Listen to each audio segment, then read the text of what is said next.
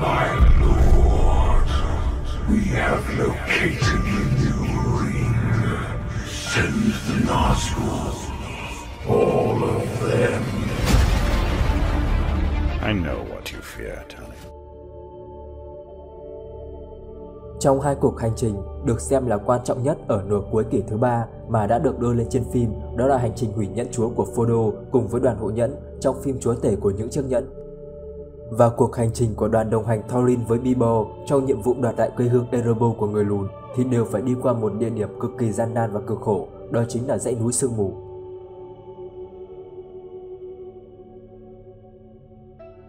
Ở đó không chỉ là những vách đá hiểm trở, thời tiết khắc nghiệt mà còn rất nhiều các quái vật đáng sợ, sinh vật huyền bí cùng vô số quân đàn orc đang trú ngụ tại dãy núi này. Thế nhưng ở đó cũng là nơi cư trú của những tiên tộc hùng mạnh cuối cùng còn cư trú tại Trung Địa, họ cũng sinh sống trên dãy núi sương mù này.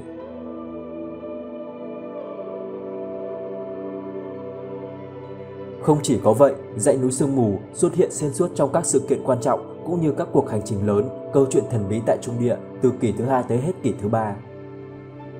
Vậy dãy núi sương mù tại Trung Địa có nguồn gốc từ đâu? Vì sao dãy núi này lại được nhắc tới nhiều tới vậy? Vị trí địa lý của nó quan trọng tới thế nào? Hãy cùng mình tìm hiểu trong video này nhé!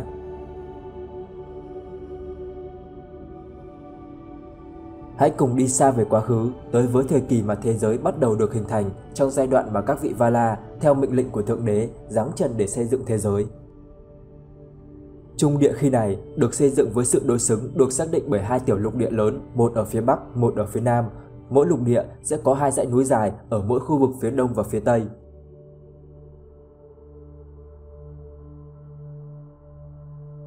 Các dãy núi sẽ được đặt tên dựa trên màu sắc điển hình mà chúng sở hữu. 4 dãy núi lớn được các vị thần vun đắp có tên là dãy núi trắng nằm ở phía trên Gondor, dãy núi xanh nằm ở phía tây Beleriand, dãy núi xám nằm ở phía trên rừng âm u và dãy núi đỏ. Tuy nhiên thì khi này xuất hiện một thế lực mạnh mẽ có suy nghĩ khác biệt, đó chính là Melkor. Hắn bản chất cũng là một vị thần do Thượng Đế sinh ra, nhưng vì tiếp cận với quyền năng của Thượng Đế cũng là mạnh mẽ nhất nên cũng có những suy nghĩ rất là khác biệt về thế giới.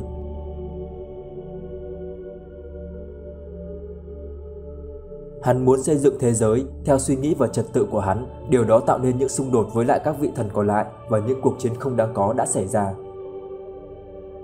Khi có được sự trợ giúp của Mairon, chính là Sauron về sau, khi Mairon đã âm thầm phản bội lại các vị thần, truyền những thông tin quan trọng cho Melkor, giúp hắn đánh đúng thời điểm, khiến các vị thần không kịp chống đỡ, buộc phải lui sang một lục địa khác, đó chính là Thiên Quốc về sau.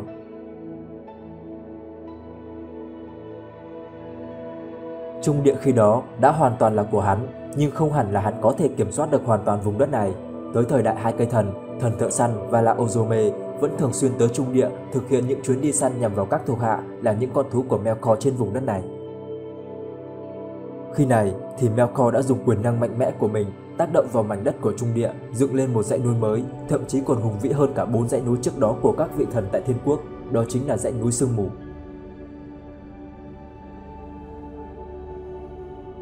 Dãy núi này có tác dụng như một bức tường cản trở thần thợ săn thực hiện những chuyến đi săn của mình sâu vào trong vùng đất của hắn.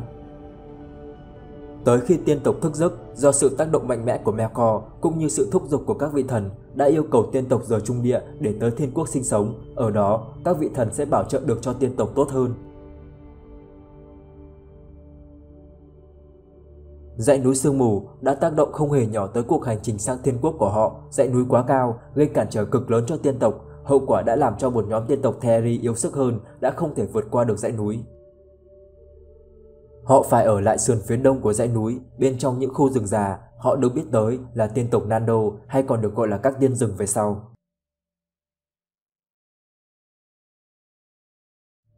Cũng trong khoảng thời gian này thì những người lùn thức giấc chỉ muộn hơn tiên tộc một chút, nơi họ thức dậy chính là tại ngọn núi Gundabad nằm trên dãy núi sương mù.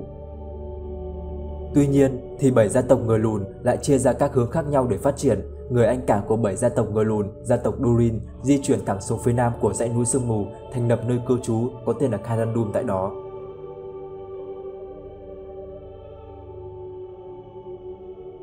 Trải qua gần 600 năm tại kỷ thứ nhất, các diễn biến chính của các cuộc chiến quan trọng đều nằm ở Beleriand, cách xa dãy núi sương mù nên dãy núi này không được chú ý tới.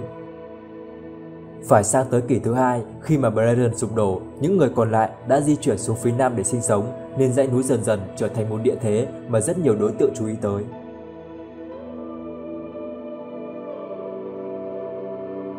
Khi mà những người còn lại của hai vương quốc người lùn Norod và Beregoth đã di chuyển xuống Kharadum, xác nhập với người lùn Durin, người lùn tại dãy núi sương mù ngày càng phát triển lớn mạnh bên trong ngọn núi.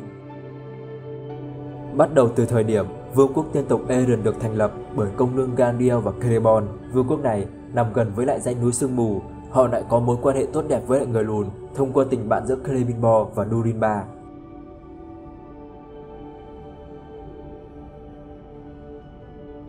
Sau đó, công nương Gandriel phát hiện ra có những nhóm tiên rừng sinh sống bên kia dãy núi sương mù, bà đã cùng với gia đình di chuyển tới khu vực Lorien để sinh sống cùng với họ. Mọi chuyện vẫn bình yên cho tới khi Sauron xuất hiện với danh phận là chúa tể bóng tối tiếp theo của Trung Địa. Hắn đã lừa dối tiên tộc Eren, tạo ra những chiếc nhẫn sức mạnh rồi gây chiến với chính họ.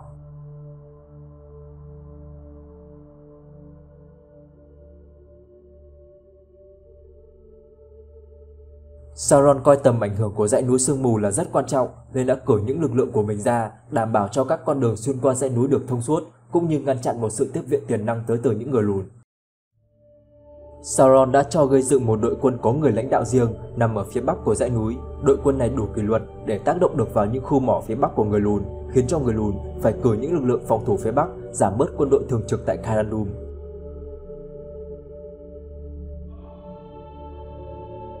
Sau khi cuộc chiến giữa Sauron và tiên tộc kết thúc với việc vương quốc Eren bị sụp đổ, thì Elrond đã dẫn những người dân còn lại của Eren di chuyển tới thung lũng phía bắc của dãy núi sương mù, thành lập một nơi trú ẩn mới có tên là Rivendell. Tới cuộc chiến liên minh cuối cùng giữa tiên tộc và loài người, Sauron đã cử ra một lực lượng orc tới dãy núi sương mù để cản trở bất kỳ một đội quân nào cố gắng vượt qua, nhưng với đại quân của Gelgala và Elendil thì kế hoạch đã thất bại. Tuy nhiên thì hệ quả mà nó để lại là rất lớn khi chính số quân orc tàn dư này đã tái xuất hiện khi mà Isildur trở về. Hậu quả là ông đã phải bỏ mạng cùng với sự mất tích hơn 2.000 năm của chiếc nhẫn chúa.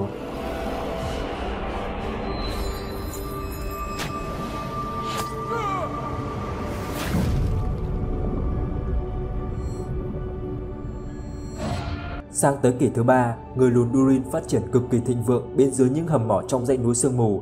Nhưng khi Sauron hoạt động trở lại vào những năm 1000, khi mục tiêu được xác định là vương quốc Arnor của loài người, Wicking đã xây dựng vương quốc Angmar của mình tại cực bắc của dãy núi sương mù, tạo tiền đề cho lũ orc quay trở lại với dãy núi, nhưng chỉ hoạt động chủ yếu tại cực phía bắc.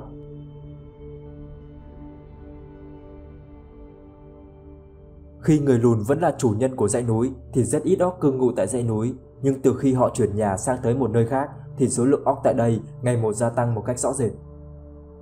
Vào năm 1980 của kỷ thứ 3, những thợ mỏ người lùn đã vô tình đào trúng một con Balrog, sinh vật cổ đại từng là các thuộc hạ của chúa tể bóng tối Melkor. Nó đã tàn phá Kharadum, giết vua Durin 6 và buộc cho người lùn phải rời nhà sang ngọn núi cô đơn.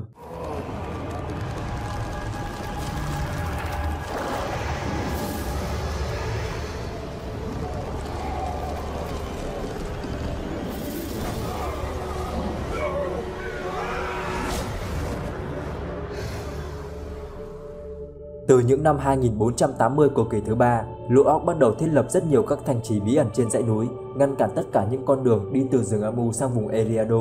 Đồng thời, chúng chiếm luôn Kharadum, đổi tên nơi đây thành Moria. Tới năm 2793, người lùn Durin tuyệt vọng một lần nữa, lại bị mất nhà khi bị rồng Smaug chiếm giữ ngọn núi cô đơn. Họ đã tiến hành một cuộc chiến với lũ orc tại Moria để trả thù cũng như lấy lại quê hương.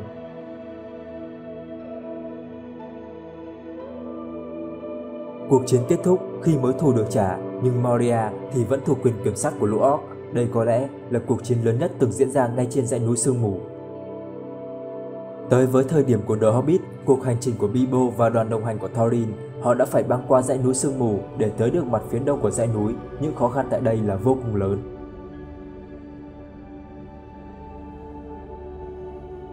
Họ đã đụng độ với những người đá khổng lồ, rồi là những hang động của lũ Goblin. Cũng chính tại đây, Bilbo đã vô tình có được chiếc nhẫn chúa từ tay Gollum khi hắn cũng đang bị mắc kẹt tại đây.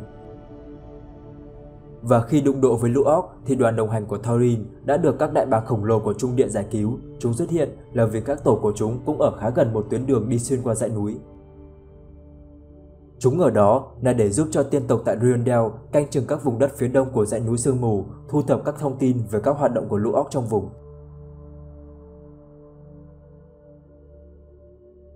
Tới với thời kỳ chiến nhẫn, cuộc hành trình hủy nhận chúa của Frodo cũng buộc phải băng qua dãy núi sương mù tới mặt bên kia để tránh Saruman, khi này đã theo phe bóng tối và đang đợi sẵn ở phía nam. Sự cản trở của Saruman đã khiến cho Gandalf muốn mọi người đi qua hầm mỏ Moria với điều kiện là đi trong im lặng, nhưng vì sự chơi ngu của một vài thành phần nghịch ngợm đã khiến mọi thứ toang đi rất là nhiều.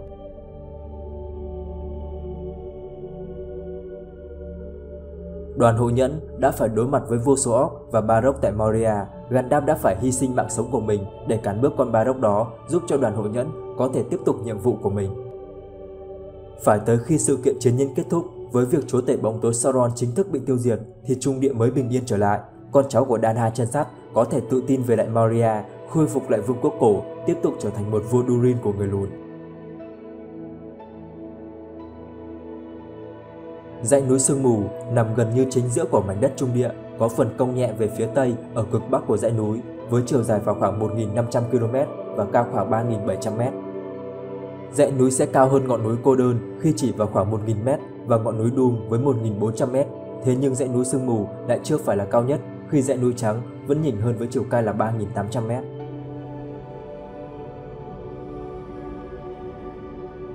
Phía bắc của dãy núi tiếp giáp với dãy núi xám, với cực bắc nằm ở vùng Khandum của Angmar, cực nam sẽ tiếp giáp với Isengard, mặt phía đông của dãy núi tiếp giáp với khu rừng âm u, còn ở phía tây sẽ là vùng Eriado. Những đỉnh núi quan trọng trên dãy núi sương mù đó là đỉnh Gundabad nằm ở phía bắc, là nơi thức giấc của những người lùn nhưng lại trở thành địa điểm cư trú của lũ orc xuyên suốt các thời đại về sau. Đỉnh Kararat, đây là một trong những ngọn núi ở phía nam mà có thể vượt qua được, nằm ở ngay trên Moria. Đây là địa điểm mà Gandalf muốn đoàn hộ nhẫn đi qua nhưng đã bị cản trở bởi Saruman. Đây là địa điểm duy nhất tại Trung Địa có thể khai thác Mithril. Nơi này đã bị người lùn gọi là kẻ tàn ác và từ đâu đã mang tiếng xấu. Đèo Red Horn tại đây là nơi những người Hobbit dùng để di chuyển từ cánh đồng Garen sang vùng Eriado.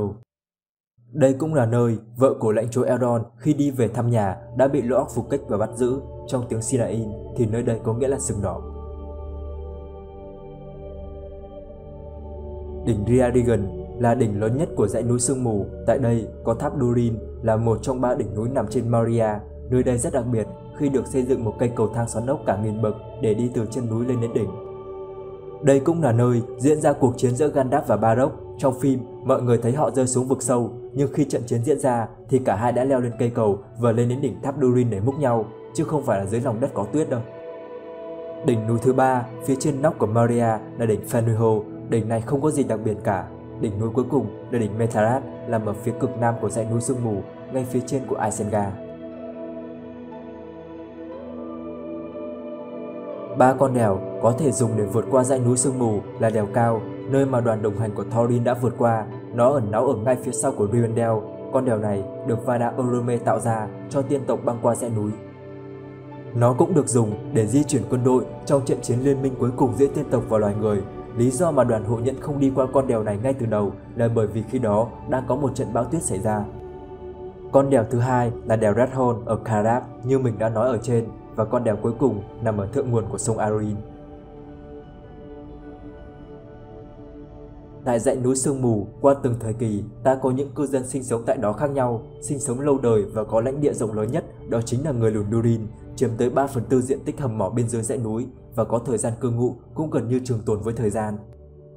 Tiếp đó là hai lãnh địa của tiên tộc là Rivendell nằm ở mặt phía đông đoạn giữa của dãy núi và Lorien nằm ở phía đông nam của dãy núi sương mù. Tuy nhiên thì Lorien lại nằm ở trong khu rừng tiếp giáp với dãy núi chứ không phải là bám thẳng vào dãy núi như Rivendell. Vô số orc cũng cư ngụ dọc theo dãy núi, tiêu biểu nhất là tại Angmar ở phía bắc, đỉnh núi Gundabad cũng nằm ở phía bắc và một thị trấn của lũ Goblin nằm ở gần với đại đèo cao. Tại đây cũng ở nơi cư ngụ của những con đại bàng lớn nhất còn tồn tại ở Trung Địa. Chúng có nhiệm vụ là quan sát kẻ địch, hỗ trợ cho tiên tộc Noldor tại Rivendell, cùng với đó là nhiều sinh vật bí ẩn khác như người đá khổng lồ.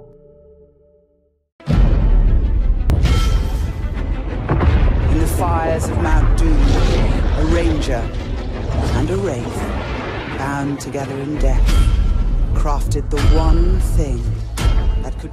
Nếu các bạn thấy video này hay và hữu ích thì hãy nhớ nhấn like và đăng ký kênh ủng hộ mình để mình có động lực hoàn thiện các video sau thật là tốt hơn. Và đừng quên ấn thông báo để không bỏ lỡ các video tiếp theo. Tham gia group Chối Nhẫn trên Facebook để cùng trao đổi, chia sẻ về thế giới của Chối Nhẫn. Xin chào.